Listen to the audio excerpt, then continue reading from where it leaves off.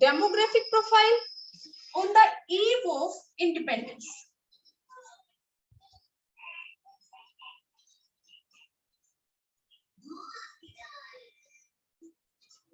यानी कि आजादी के टाइम पे हमारी जो डेमोग्राफिक प्रोफाइल था वो क्या था? Demographic profile means detailed information about population. तो at the time of independence हमारा जो डेमोग्राफिक प्रोफाइल था उसमें हम इंक्लूड करते हैं birth rate,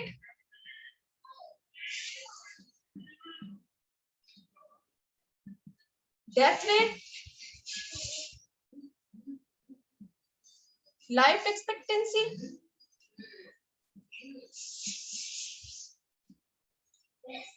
literacy rate, infant mortality rate।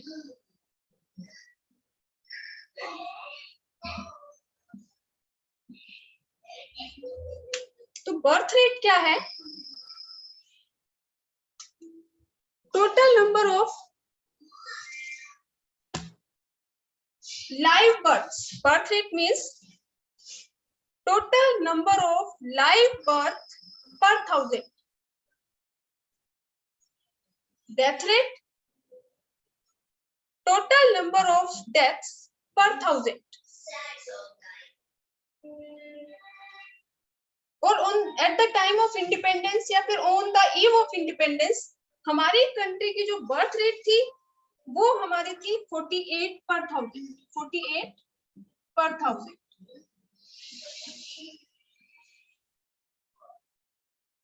और हमारी कंट्री की जो डेथ रेट थी on the eve of independence वो हमारी थी 40 पर 1000।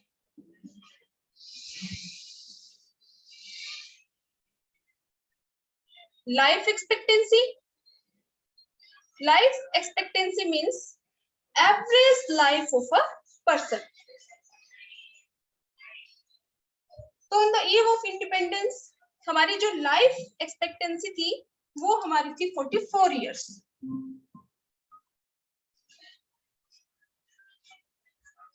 Literacy rate.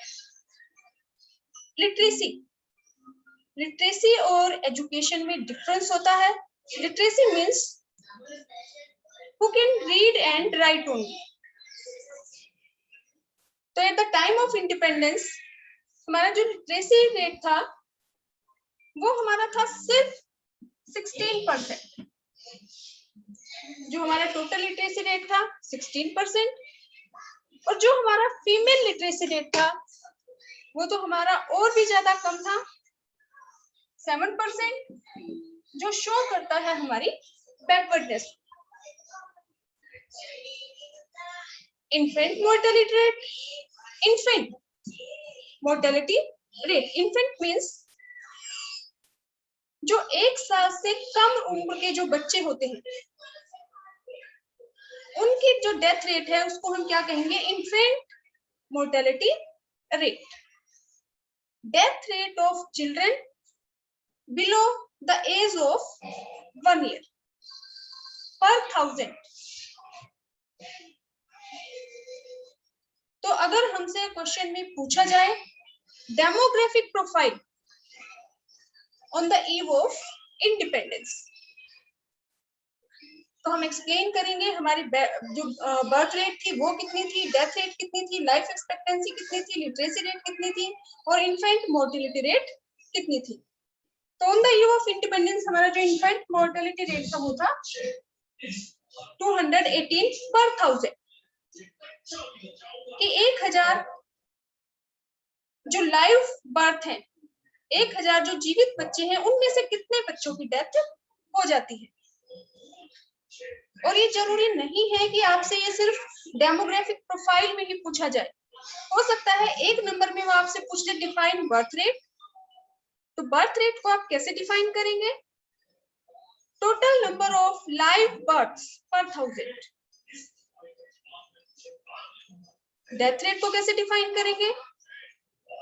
Total number of deaths per 1000. Life expectancy, average life of a person, literacy rate, who can read and write, or infant mortality rate, death rate of children below 1 year age per 1000 live birth. और इनके साथ आपको जो भी ये statistics है ये भी आपको एक्सप्लेन करना है कि बर्थ रेट हमारी थी 48 per 1000, death rate 40 per 1000, life expectancy 44 years, literacy rate total जो हमारी लिटरेसी रेट थी 16% और फीमेल लिटरेसी रेट 7% और इन्फेंट मोर्टेलिटी रेट 280 per 1000. इसमें नेक्स्ट हमारा जो टॉपिक है वो है डेमोग्राफिक ट्रांजिशन.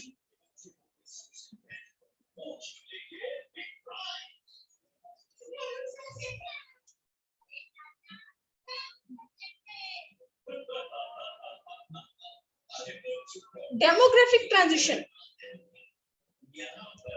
इसमें हम सबसे पहले एक्सप्लेन करेंगे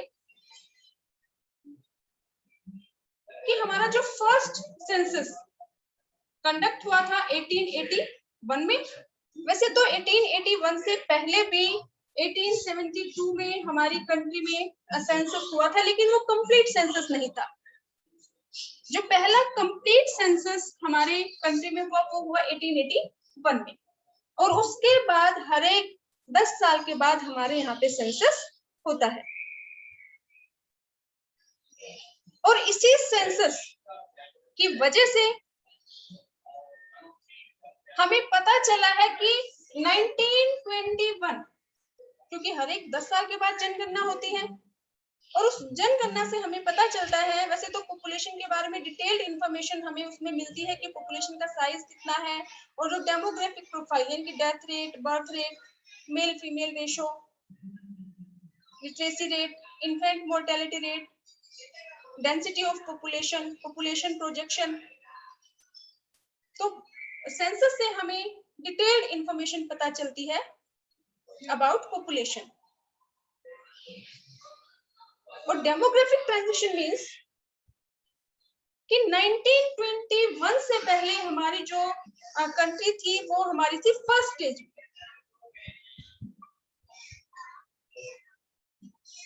फर्स्ट स्टेज मींस कि हमारी जो पॉपुलेशन थी वो किसी सेंसस में तो इंक्रीज हो रही थी और किसी सेंसस में डिक्रीज हो रही थी. यानी कि हमारी जो पॉपुलेशन थी वो फ्लक्चुएट हो रही थी. एक सेंसस में इंक्रीज हो रही है तो दूसरे सेंसस में डिक्रीज हो रही है, फिर एक सेंसस में इंक्रीज हो गई फिर दूसरे में डिक्रीज हो गई. क्योंकि हमारी जो कंट्री थी वो थी first stage of transition. First transition means कि हमारी कंट्री में बर्थ रेट भी ज्यादा थी और डेथ रेट भी ज्यादा थी. लेकिन 1921 के बाद हमारी जो कंट्री है वो सेकंड स्टेज में आ गई. Second stage of transition. Second stage means इसमें हमारी बर्थ रेट तो ज्यादा थी लेकिन हमारी जो डेथ रेट थी वो कम हो गई. तो 1921 के बाद हमारी जो पॉपुलेशन थी वो कॉन्टिन्यूअसली 1921 के बाद इंक्रीज होती जा रही है. इसीलिए हम 1921 को बोलते हैं the year of great divide.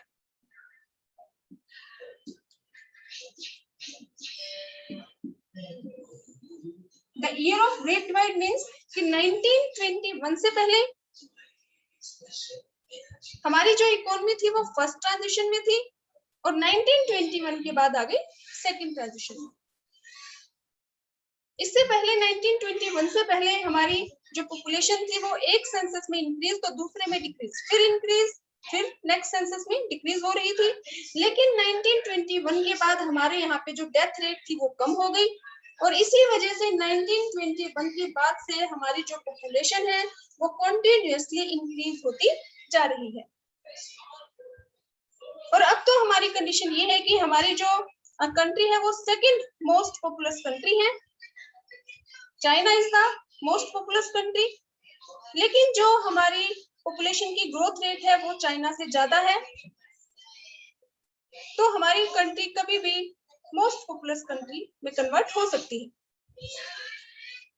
किसी भी कंट्री की जो पॉपुलेशन है वो बहुत ज्यादा नहीं होनी चाहिए, क्योंकि किसी भी कंट्री की जो गवर्नमेंट है उसकी रिस्पॉन्सिबिलिटी होती है जो पॉपुलेशन है उसके मेंटेनेंस की। यानी कि किसी भी कंट्री की जो गवर्नमेंट है वो दो टाइप का एक्सपेंडिचर करती है, एक हम जिसको बोलते हैं कंजम्पशन एक्सपेंडिचर या मेंटेनेंस एक्सपेंडिचर, और दूसरा है इन्वेस्टमेंट एक्सपेंडिचर।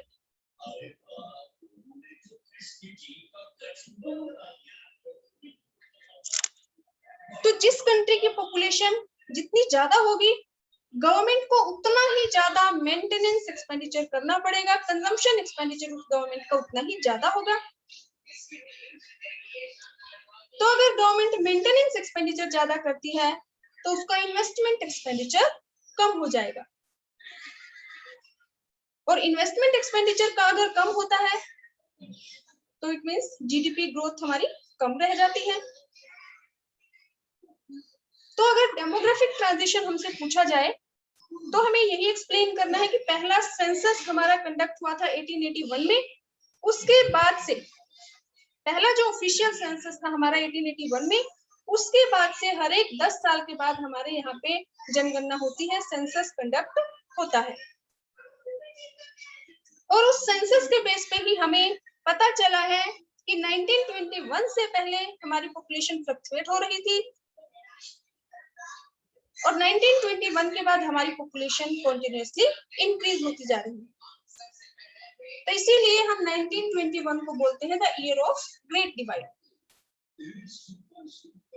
और धीरे धीरे अब तो कंडीशन ये है कि हमारी कंट्री में हम पॉपुलेशन एक्सप्लोजन कह सकते हैं, जनसंख्या विस्फोट है कि हमारी जो कंट्री है वो सेकंड मोस्ट पॉपुलस कंट्री है इन द वर्ल्ड, जिसकी वजह से हमारी गवर्नमेंट को मेंटेनेंस एक्सपेंडिचर ज्यादा करना पड़ता है। और अगर गवर्नमेंट मेंटेनेंस एक्सपेंडिचर ज्यादा करती है तो उसका जो इन्वेस्टमेंट एक्सपेंडिचर है वो कम हो जाता है। नेक्स्ट हमारा जो टॉपिक है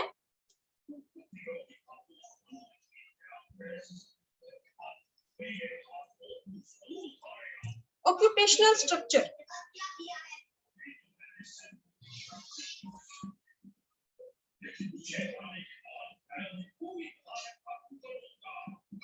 On the eve of independence,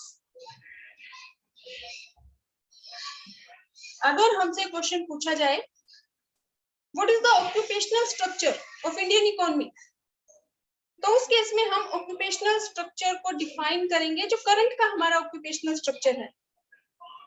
लेकिन यहाँ पे क्वेश्चन है occupational structure on the eve of independence. तो occupational structure means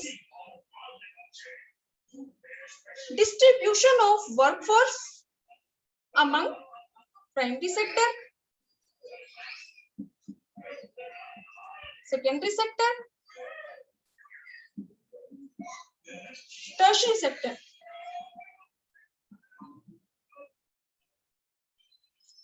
कितने परसेंट वर्कफोर्स हमारी प्राइमरी सेक्टर में लगी हुई थी eight the time of independence, कितने परसेंट पॉपुलेशन हमारी सेकेंडरी सेक्टर में लगी हुई थी और कितने परसेंट पॉपुलेशन हमारी या वर्कफोर्स हमारी टर्शियरी सेक्टर में लगी हुई थी।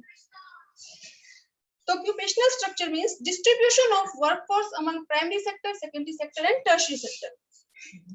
प्राइमरी सेक्टर में हम इंक्लूड करते हैं एग्रीकल्चर और उससे रिलेटेड जो एक्टिविटीज है, जो हॉर्टिकल्चर है, एनिमल हस्बेंड्री है, फिशरीज है, या नेचुरल रिसोर्सेज का एक्सट्रैक्शन है, माइनिंग है, लॉगिंग है।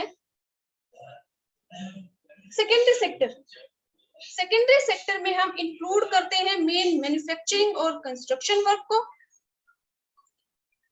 इसके अलावा जो भी इलेक्ट्रिसिटी जनरेशन है, गैस है, वाटर सप्लाई है, उसको भी हम सेकेंडरी सेक्टर में इंक्लूड करते हैं। और जो हमारा टर्शियरी सेक्टर है, टर्शियरी सेक्टर में हम इंक्लूड करते हैं trade, transport, banking, insurance, warehouse. तो at the time of independence primary sector में हमारी जो वर्कफोर्स लगी थी वो थी 70 to 75%। सेकेंडरी सेक्टर में 10%, टर्शियरी सेक्टर में 15 to 20%।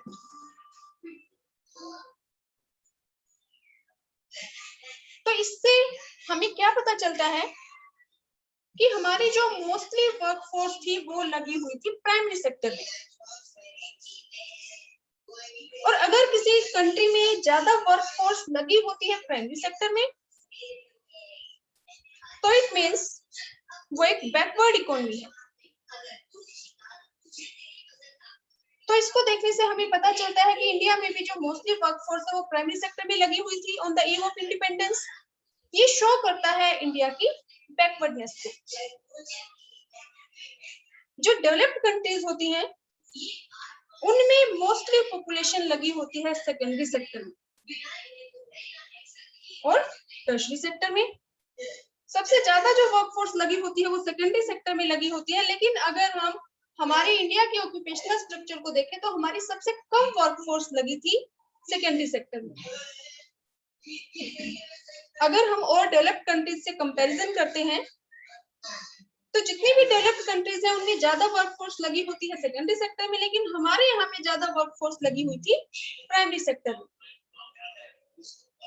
तो इससे भी पता चलता है हमारी बैकवर्डनेस का, कि हमारी जो इकोनॉमी थी वो बैकवर्ड और स्टेगनेंट थी eight the time of independence.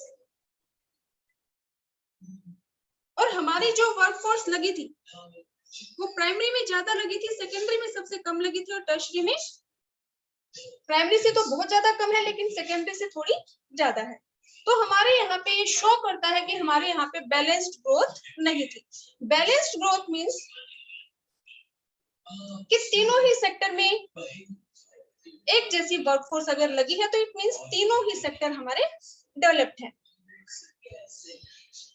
लेकिन हमारे यहाँ की जो ग्रोथ थी वो अनबैलेंस थी, क्योंकि प्राइमरी सेक्टर में ज्यादा लगे थे, फिर टर्शियरी सेक्टर में और फिर सेकेंडरी सेक्टर में। अगर हम बात करें on the eve of independence की, तो उस टाइम मद्रास प्रेसिडेंसी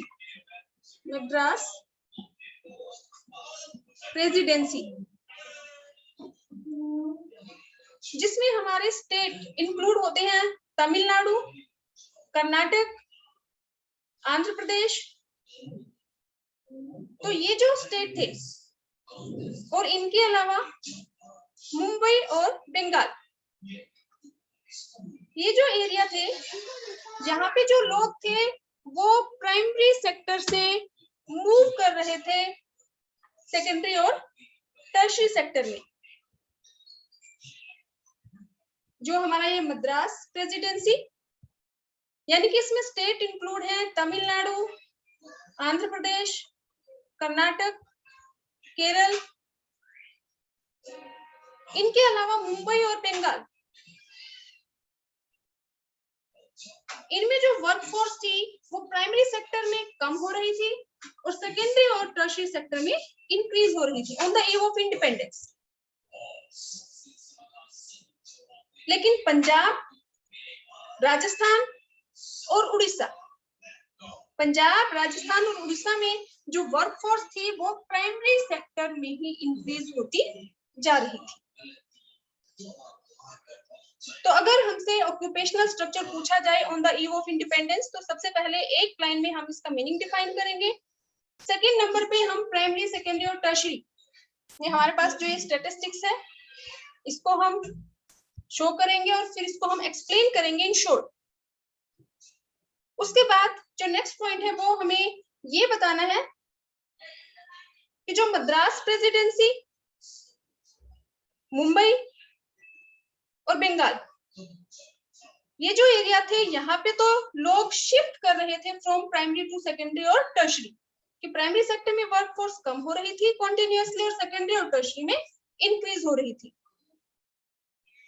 और पंजाब, राजस्थान और उड़ीसा, वहां पे जो वर्कफोर्स थी वो प्राइमरी सेक्टर में इंक्रीज हो रही थी। नेक्स्ट हमारा जो टॉपिक है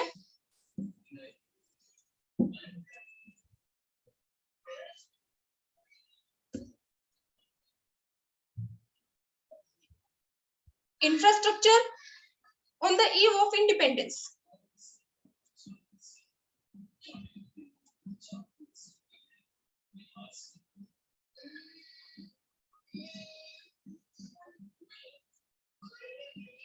Infrastructure on the eve of independence.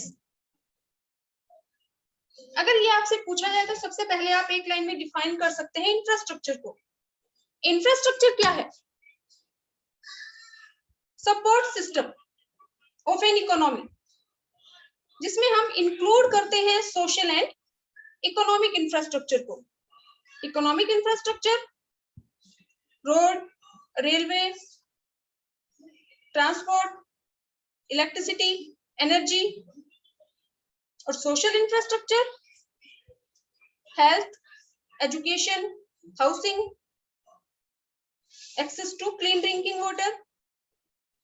तो infrastructure on the eve of independence, तो इसमें हम एक्सप्लेन करेंगे कि जो ब्रिटिशर्स थे उन्होंने वैसे तो हमारे यहाँ पे कोई इंडस्ट्रियल डेवलपमेंट नहीं की, लेकिन उन्होंने कुछ इंफ्रास्ट्रक्चरल डेवलपमेंट हमारे यहाँ पे की थी. और ये इंफ्रास्ट्रक्चरल डेवलपमेंट उन्होंने इंडिया की डेवलपमेंट के लिए नहीं की थी. ये डेवलपमेंट उन्होंने की थी अपने फायदे के लिए. ब्रिटेन में जो इंडस्ट्रीज थी उनको और ज्यादा मोटिवेट करने के लिए. लेकिन फिर भी ब्रिटिशर्स ने जो इंफ्रास्ट्रक्चरल डेवलपमेंट हमारे यहाँ पे की उससे हमें भी बहुत फायदा मिला. तो इंफ्रास्ट्रक्चरल जो डेवलपमेंट थी हमारे यहाँ पे, जो इंफ्रास्ट्रक्चरल डेवलपमेंट की थी ब्रिटिशर्स ने, उसमें हमारे रोड कि ब्रिटिशर्स ने रोड बनवाए. और रोड उन्होंने बनवाए थे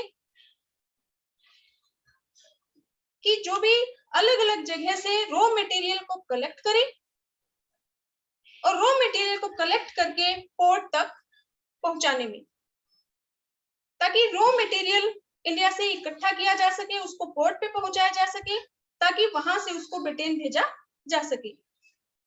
रेलवेज, रेलवे की शुरुआत हमारे यहाँ पे हुई थी 1850 में. और रेलवे का जो शुरुआत की थी ब्रिटिशर्स ने, वो भी उन्होंने अपने ही फायदे के लिए की थी, ताकि ब्रिटेन से जो बना बनाया मशीन मेड जो प्रोडक्ट आता है उसके मार्केट को एक्सपेंड किया जा सके इन इंडियन इकोनॉमी.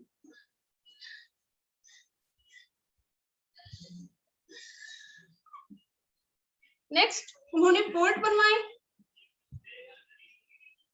इसीलिए ताकि जो भी रॉ मटेरियल था उसको ब्रिटेन भेजा जा सके और ब्रिटेन का जो बना बनाया माल था उसको इंडिया में लाया जा सके. तो इसीलिए जो ब्रिटिशर्स थे उन्होंने पोर्ट भी बनवाए. पोस्ट एंड टेलीग्राम,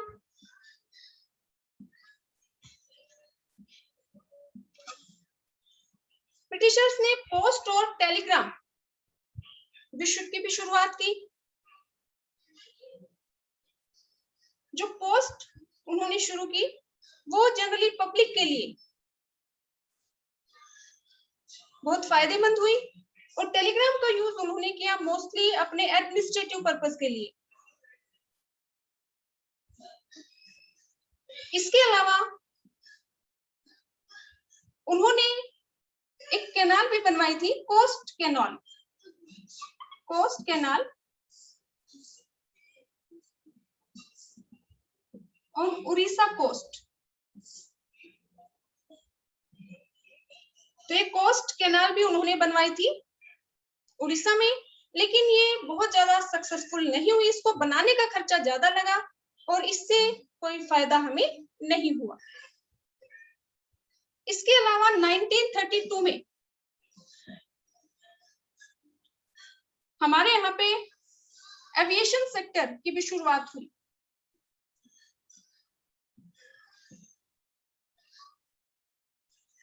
तो कुछ इंफ्रास्ट्रक्चरल डेवलपमेंट ब्रिटिशर्स ने हमारे यहाँ पे की थी.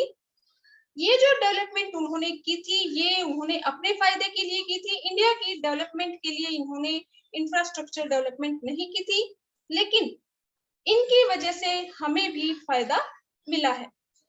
जो रोड है, रेलवेज है या पोर्ट है या पोस्ट है, तो इनकी वजह से हमारा भी जो मार्केट है वो एक्सपेंड हुआ है, हमारी भी जो इकोनॉमिक एक्टिविटीज है उनमें वो बहुत ज्यादा इंक्रीज हो गई। एक तो रोड और रेलवे का यूज करके जो कमर्शलाइजेशन ऑफ एग्रीकल्चर शुरू हो गया, क्योंकि रोड और रेलवे का यूज करके जो किसान है वो अपनी फसलों को दूसरी जगह पे ले जा सकते हैं, सेल कर सकते हैं, तो कमर्शलाइजेशन शुरू हो गया एग्रीकल्चर का। दूसरा, इंडस्ट्रियलाइजेशन में भी हेल्प मिली, क्योंकि रॉ मटेरियल को एक जगह से मंगवाना और अपने सामान को दूसरी जगह पे बेचना। कल्चरल जो गैप था, जो डिस्टेंस था लोगों के बीच में, वो भी धीरे धीरे करके कम होता चला गया, क्योंकि अब रेलवेज और रोड का यूज करके लोग इजीली बहुत लंबी लंबी अपनी यात्रा कर सकते थे। हमारे यहाँ पे जो फेमिन्स थे वो भी काफी कम हो गए थे। आजादी के बाद जो भी अकाल तो पड़े, लेकिन लोग भूख से मरे नहीं, क्योंकि रोड्स और रेलवे का यूज करके उन तक खाने पीने की सामग्री पहुंचाई जाने लगी।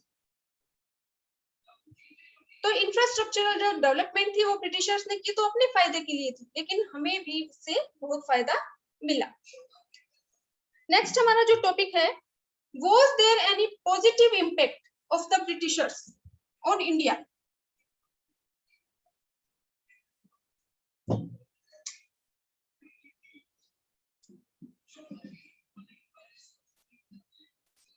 Positive impact of Britishers on India. क्या जो ब्रिटिशर्स थे उन्होंने हम इंडियंस को सिर्फ एक्सप्लॉइट किया, हमारे ह्यूमन रिसोर्स को भी, नेचुरल रिसोर्स को भी, लेकिन क्या उसके कुछ पॉजिटिव इम्पैक्ट थे? यस, ब्रिटिशर्स ने हमें बहुत ज्यादा एक्सप्लॉइट किया, हमारे नेचुरल रिसोर्सेज को, हमारे ह्यूमन रिसोर्सेज को, लेकिन बावजूद उसके जो ब्रिटिश रूल था उसके हमारे ऊपर पॉजिटिव इम्पैक्ट भी हुए। First, commercial outlook in agriculture.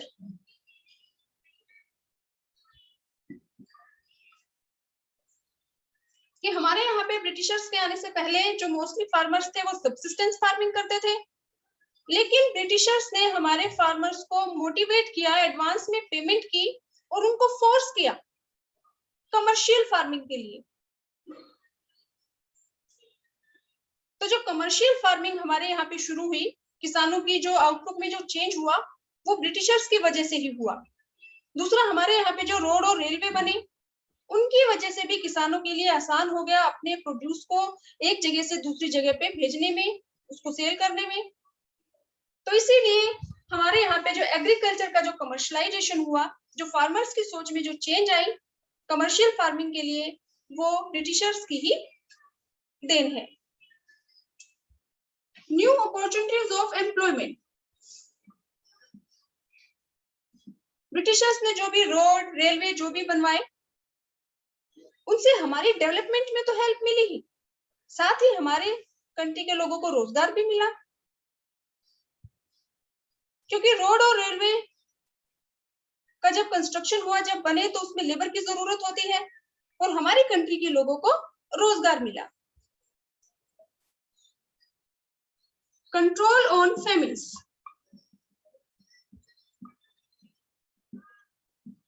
कि जो भी रोड और रेलवेज ब्रिटिशर्स ने बनवाए उसकी वजह से हमारे यहाँ पे पहले जो अकाल पड़ते थे जिसमें बहुत सारी जानें चली जाती थी, उन पे कंट्रोल हो गया, क्योंकि रोड और रेलवेज की हेल्प से आसानी से जो भी खाने पीने का जो सामान है वो इजीली पहुंचाया जा सकने लगा। तो अकालों पे हमारे यहाँ पे रोक लग गई। अकाल तो पड़े, आजादी के बाद भी हमारे यहाँ पे अकाल तो पड़े, लेकिन उसमें लोगों की जानें नहीं गई। नेक्स्ट जो पॉजिटिव इंपैक्ट हुआ ब्रिटिशर्स का, मॉनेटरी सिस्टम ऑफ एक्सचेंज।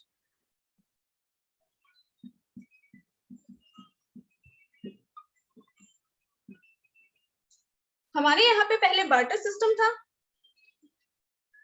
लेकिन ब्रिटिशर्स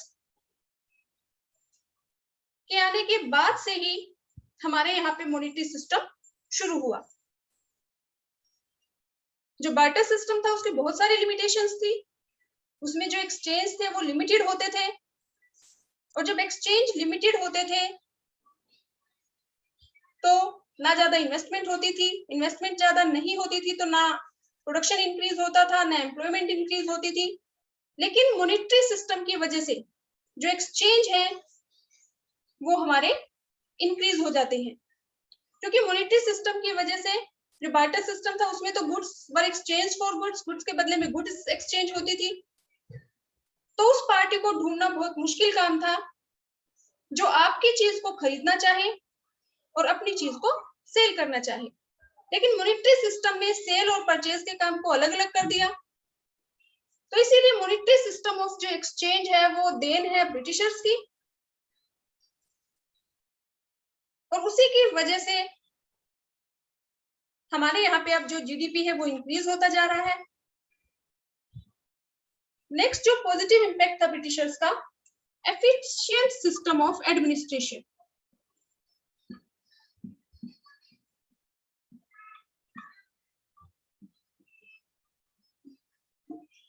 अब ब्रिटिशर्स के आने से पहले हमारे यहाँ पे जो